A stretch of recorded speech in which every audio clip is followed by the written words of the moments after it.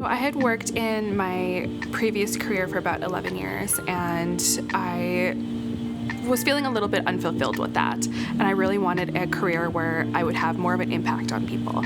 And I wanted something where I could be one of the helpers when people are experiencing one of the worst days of their lives. So disaster and emergency management seems like a very natural fit to kind of fulfill that.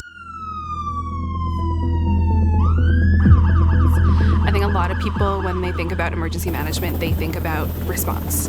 And that's definitely one of the most, exciting pillars of emergency management, but it's not the only one. There's mitigation prevention, there's preparedness, there's response, and there's recovery.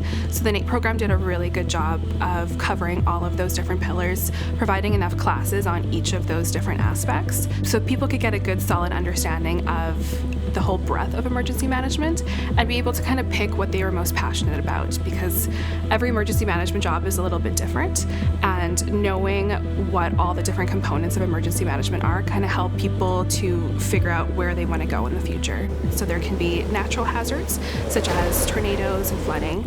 There can be technological hazards like fires or transportation accidents, or there can be human-caused accidents such as terrorist attacks. So we basically plan for those emergencies. We make sure people are prepared. We help keep people safe when those worst things do happen. And we ultimately help communities and individuals get back on their feet after everything has happened.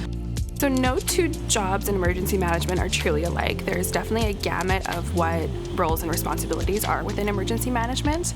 In my last job, I worked for a smaller organization, so I got to do a little bit of everything. I did business continuity, I did facility emergency response planning, I did emergency preparedness, as well as hazard, risk, and vulnerability analyses. In my current job, I lead a team that focuses on preparedness as one of the pillars of emergency management.